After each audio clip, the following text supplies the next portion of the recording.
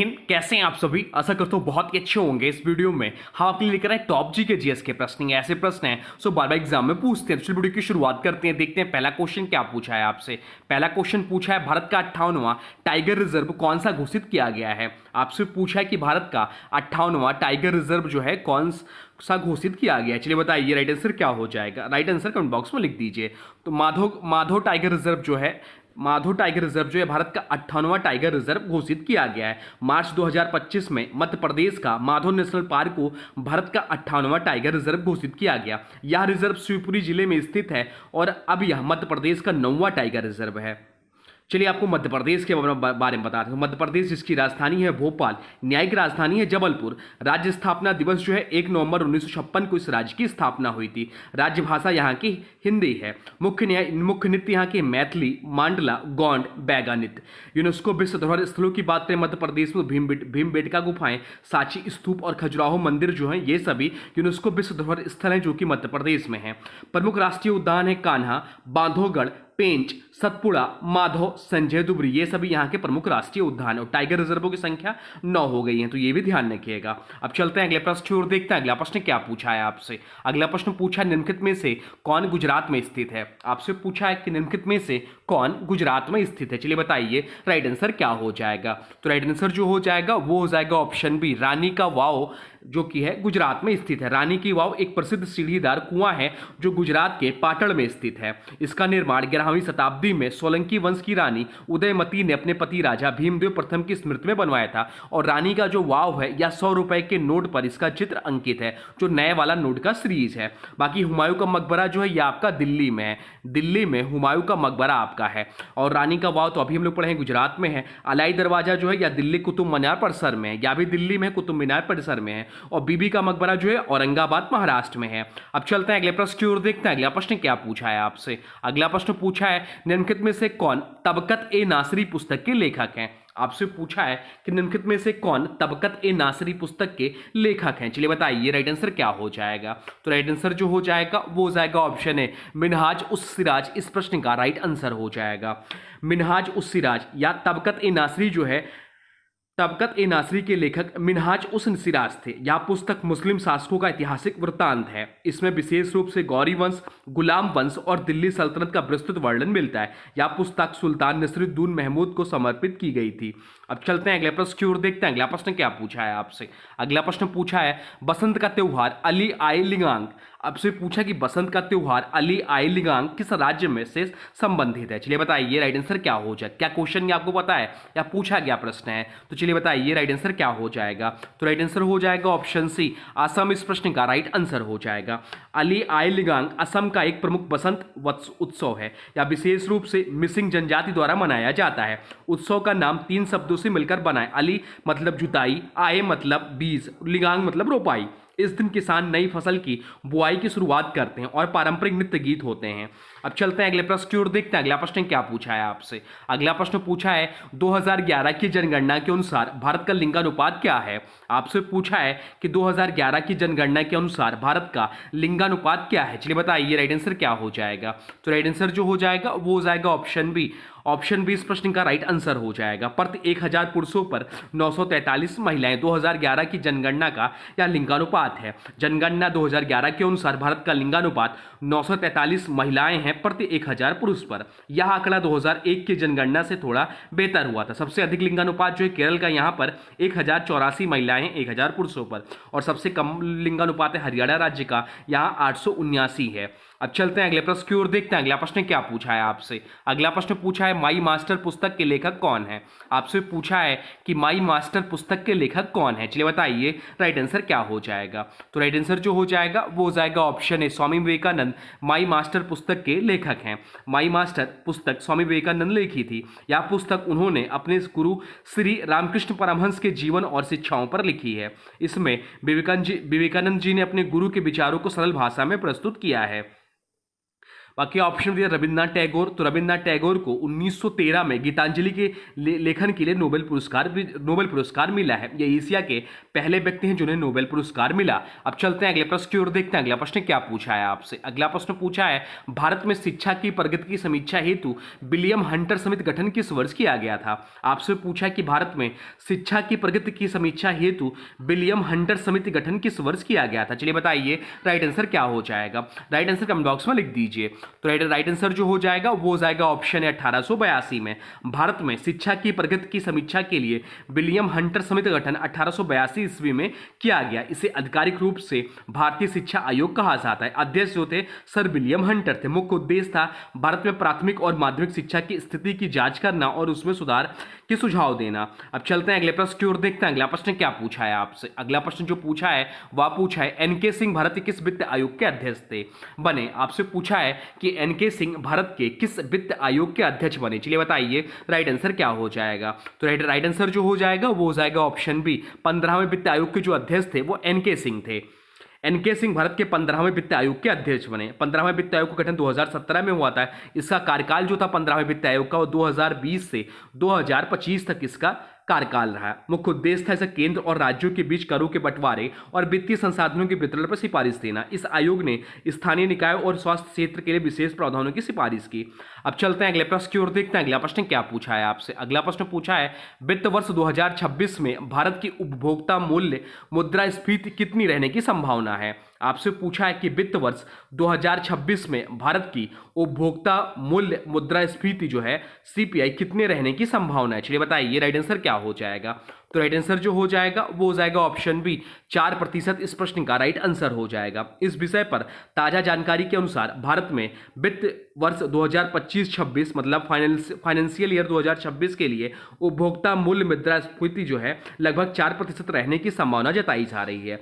अब चलते हैं अगले प्रश्न की ओर, देखते हैं अगला प्रश्न क्या पूछा है आपसे। अगला प्रश्न पूछा है निम्नलिखित में से किसे फ्रंटियर गांधी के नाम से जाना जाता था। आपसे पूछा कि निम्नलिखित में से किसे फ्रंटियर गांधी के नाम से जाना जाता था। चलिए बताइए राइट आंसर क्या हो जाएगा।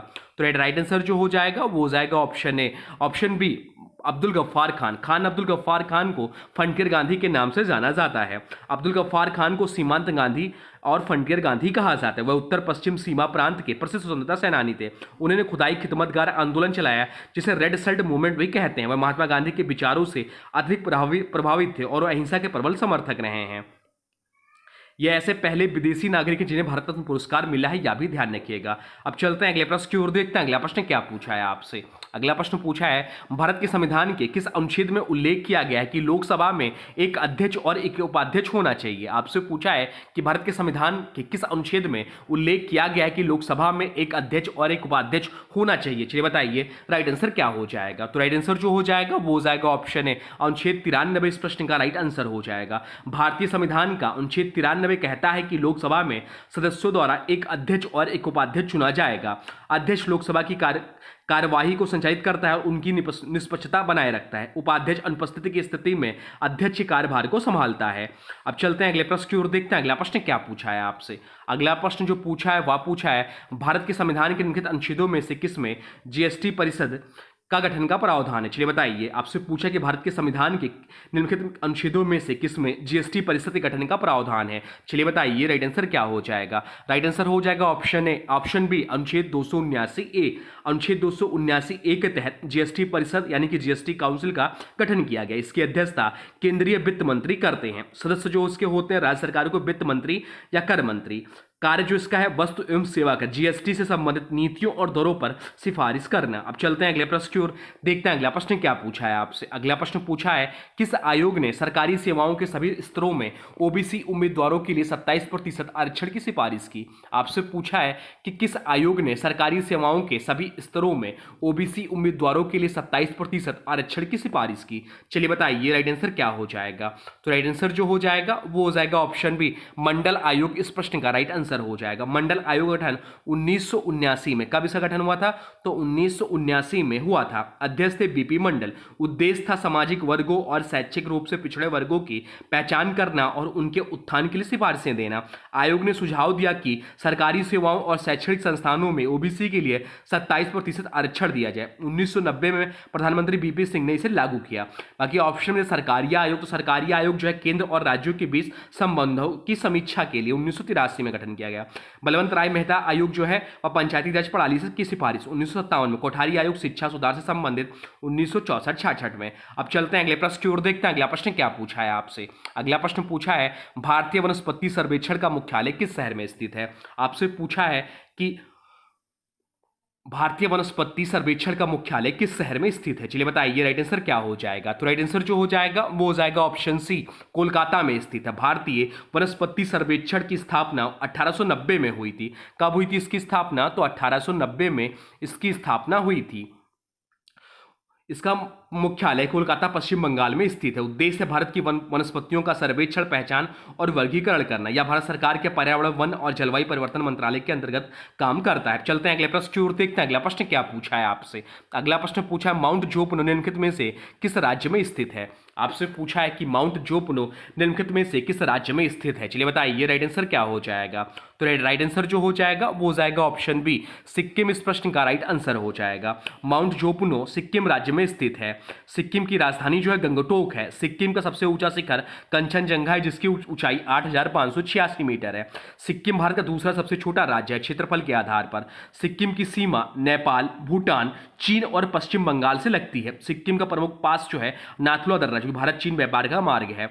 अब चलते हैं अगले प्रश्न की ओर, देखते हैं अगला प्रश्न क्या पूछा है आपसे। अगला प्रश्न पूछा है हम्बनटोटा बंदरगाह किस देश में स्थित है? आपसे पूछा है कि हम्बनटोटा बंदरगाह किस देश में स्थित है। चलिए बताइए राइट आंसर क्या हो जाएगा। तो राइट आंसर जो हो जाएगा वो हो जाएगा ऑप्शन डी, श्रीलंका में स्थित है हम्बनटोटा बंदरगाह। हम्बनटोटा बंदरगाह श्रीलंका के हम्बनटोटा जिले में स्थित है। यह हिंद महासागर के प्रमुख सामरिक बंदरगाहों में से एक है। इसे चीन की सहायता से विकसित किया गया और बाद में श्रीलंका ने इसे 99 वर्षों के लिए चीन को लीज पर दे दिया। यह बंदरगाह भारत के लिए सामरिक दृष्टि से भी महत्वपूर्ण है।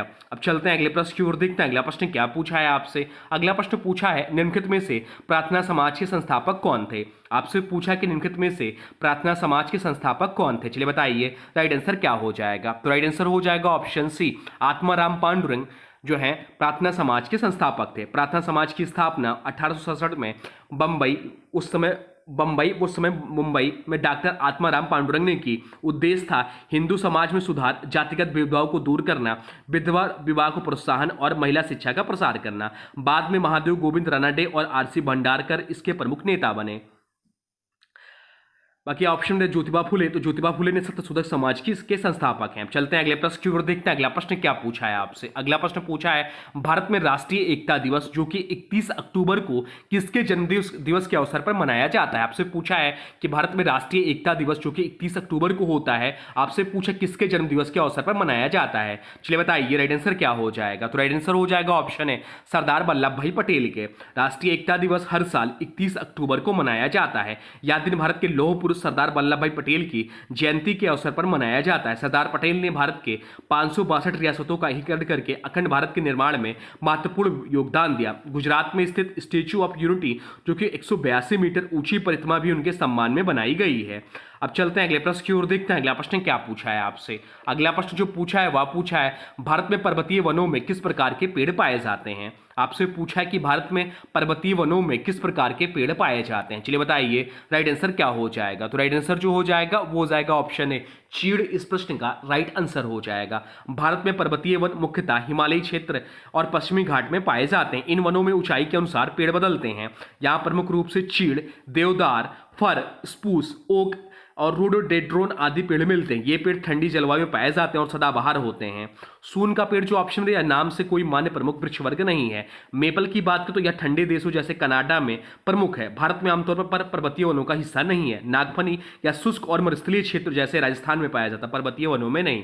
अब चलते हैं अगले प्रश्न की ओर, देखते हैं अगला प्रश्न क्या पूछा है आपसे। अगला प्रश्न पूछा है कुसुम योजना किसको बढ़ावा देती है। आपसे पूछा है कि कुसुम योजना जो है किसको बढ़ावा देती है। चलिए बताइए राइट आंसर क्या हो जाएगा। तो राइट आंसर जो हो जाएगा वो हो जाएगा ऑप्शन बी, सौर खेती को।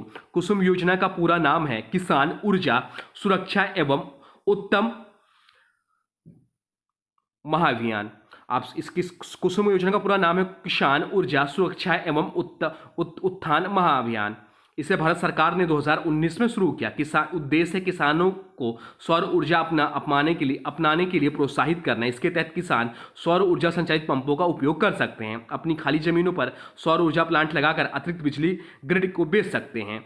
इसमें किसानों की आय बढ़ती है और प्लस सौर खेती यानी कि सोलर फार्मिंग को बढ़ावा मिलता है। तो ये रहे आपके टॉप जी के जीएस प्रश्न हैं जो आपके आने वाले एग्जाम के लिए बहुत ही महत्वपूर्ण हैं। जो भी क्वेश्चंस हैं सारे इंपॉर्टेंट और प्रीवियस ईयर पूछे गए प्रश्न हैं। अब आज की वीडियो से प्रश्न है, इसका राइट आंसर आप लोगों को कमेंट बॉक्स में बताना है। आज की वीडियो से प्रश्न है, निम्नलिखित में से किसे फ्रंटियर गांधी के नाम से जाना जाता है। आपसे पूछा है कि निम्नलिखित में से किसे फ्रंटियर गांधी के नाम से जाना जाता है। इसका जो भी राइट आंसर होगा कमेंट बॉक्स में जरूर बताइए। और हाँ, वीडियो कैसा लगा इसके बारे में भी जरूर बताइए। और देखिए, अभी तक आपने वीडियो को लाइक नहीं किया तो प्लीज वीडियो को लाइक कर दीजिए और चैनल पर नए चैनल को सब्सक्राइब भी कर लीजिए। तो चलिए मिलते हैं एक नए वीडियो में, तब तक के लिए thanks for watching railway exam target channel को।